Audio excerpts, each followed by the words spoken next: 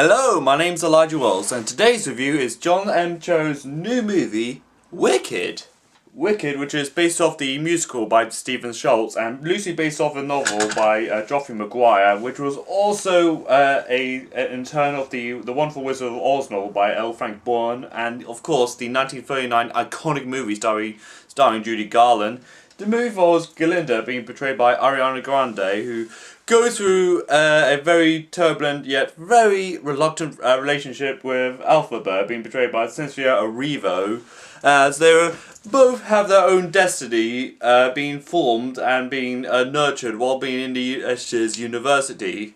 Despite of their differences and their different upbringings and how they both interpret magic in their own way, they pretty much soon struck a friendship, and lo and behold, despite green appearances, Elphaba still wants to be not just different, but somehow be the best version of herself, and also being very socially conscious about the Cincy University's very controversial politics. And of course, she is invited to meet the grand and the great and the wonderful Wizard of Oz, and of course, chaos ensues.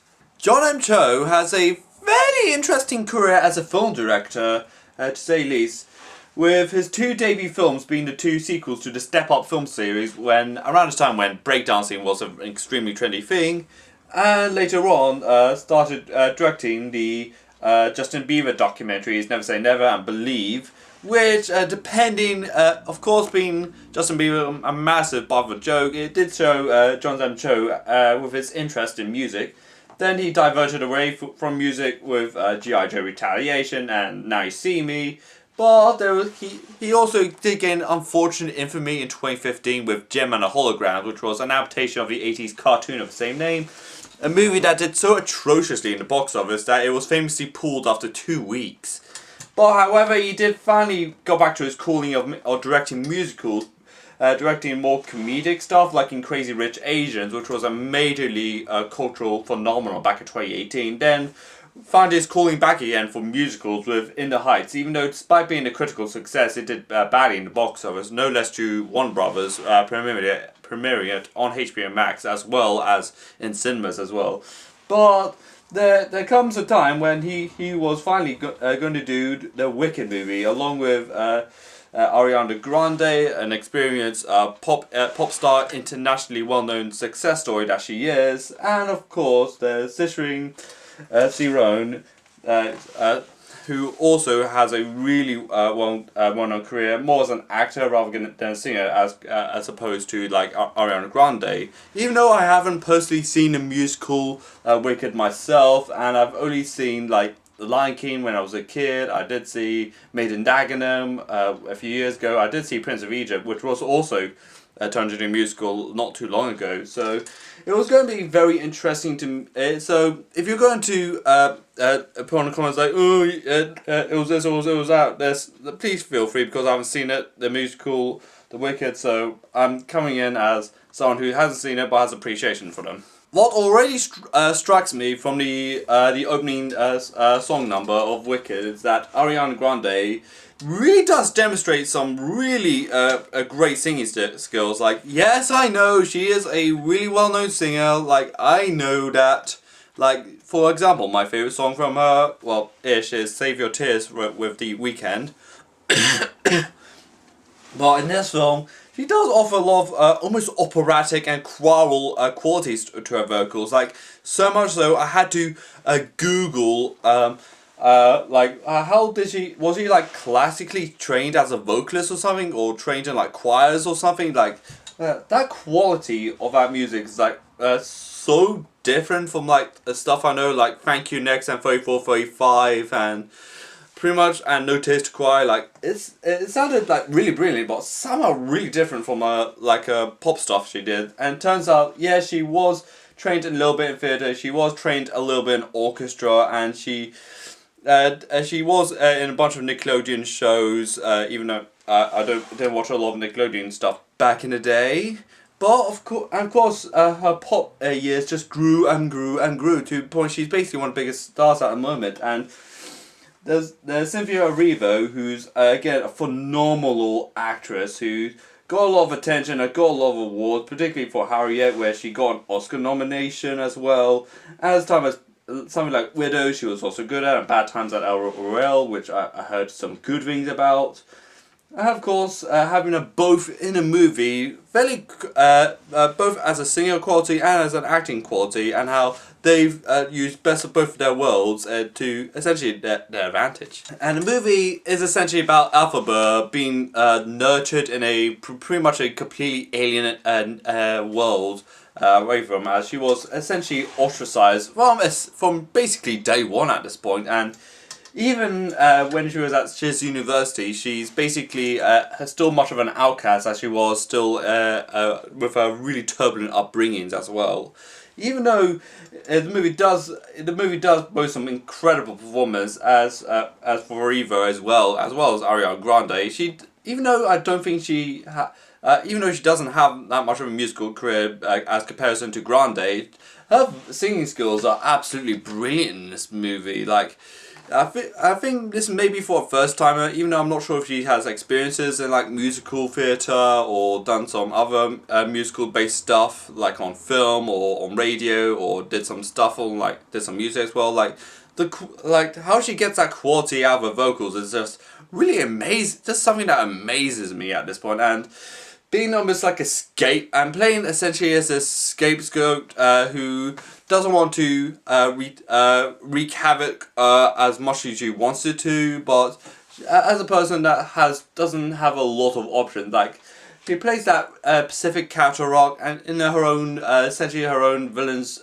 journey, which is a little bit of an ironic thing to say in this point, because in Wizard of Oz, the Wicked Witch of the West is essentially the villain of the movie. And of course, in The Wicked, she basically is more of a sympathetic character. She was basically bullied a lot, which is something that is pretty somewhat grim to look at, particularly as she's spoken about the animal cruelty and how they have their own civil rights and their lessening of their ability to speak out in public, which does go into a lot of the really shady politics of Shiz University. Even though, like I said earlier, I'm not the biggest musical person out there, and I've not seen this on musical when I went to the theatre, but however, my favourite songs, of course, are like Popular and Defying Gravity, which are the two very big popular ones, and this was bizarrely a very full circle moment for Ariana Grande, as earlier in her music career, she did Popular, or the song that's heavily samples Popular with Mika, like one of her first major-ish songs-ish, which I felt like, oh, full circle moment. And turns out she made tweets about Wicked and how she really liked it, so another full circle moment for her again. So, and also, again, the other songs I really like are Wizard and I, What's This Feeling, which are also really good songs, and Dancing Through Life, which is probably my favourite deep cut after Wicked songs, and particularly that sequence was probably my favorite musical sequence out of the entire film, and how it was shot, and how the mise en scène and how the production value kind of worked together, and how the movie's mise en scène pretty much elevated that scene greatly, particularly how it accompanied Dancing Through Life and the dance choreography. Even the more intimate moments with Ariana Grande and Cicero in the movie, which again, it's a very beautiful scene to watch about how it was shot and how it was choreographed, which is something I do majorly applaud out of this movie. Another really strong highlight of this movie is the designs of the movie. Pardon me.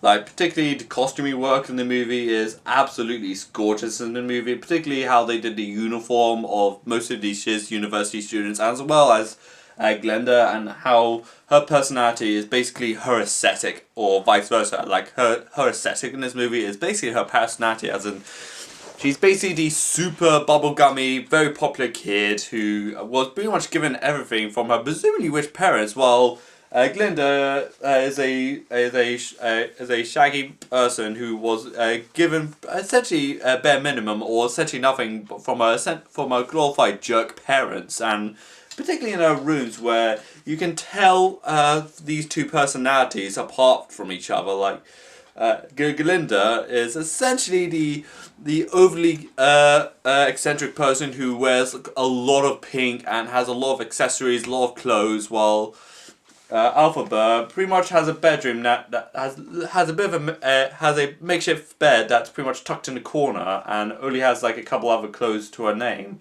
which is again does show the divide of these two personalities and how they still join up together with their essentially their reluctant friendship. And also the set decoration of this movie, not just the bedroom where they both shared, which is also the definite highlight of this movie, and how it took the two personalities apart and yet joins them together. But also Emerald City looks absolutely amazing. Like, it is definitely a living, breathing city, much like the 1939 movie. Like a lot of neon green, a lot of emerald green thrown in for good measure, which is also very iconic eye candy, regardless if you've watched the movie or seen the musical as well.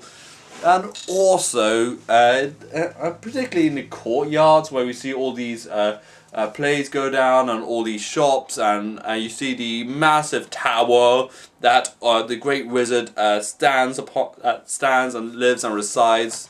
And it's extremely extraordinary to watch, and particularly how they hide all the fireworks, particularly in that musical sequence where it takes place mostly in the courtyard of Emerald City or the city square area, and how that whole mise en scène essentially comes together as one, which is something I really do appreciate in movies that lean very heavily to their source material, particularly in theatre.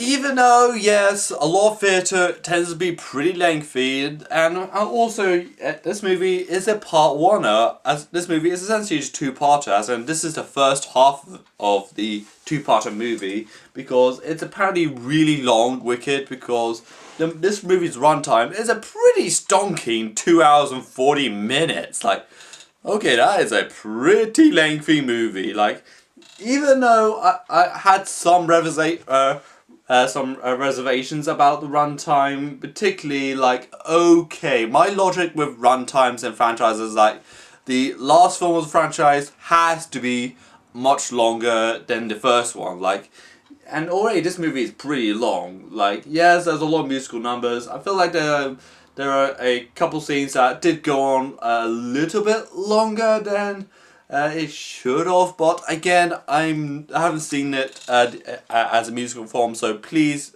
don't judge me at this point. But again, it is somewhat interesting. I'm guessing it's going to go down the same route like Avatar. Like, the first one was again pretty long to begin with, 2 hours and 40 minutes. Then the second one goes even further, like 3 hours and 10 or something like that.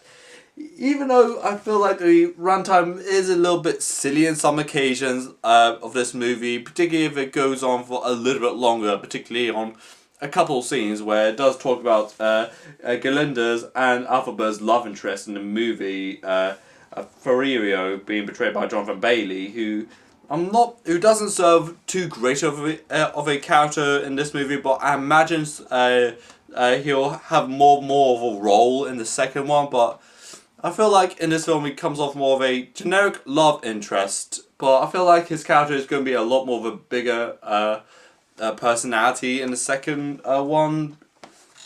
Just so you know, but yeah.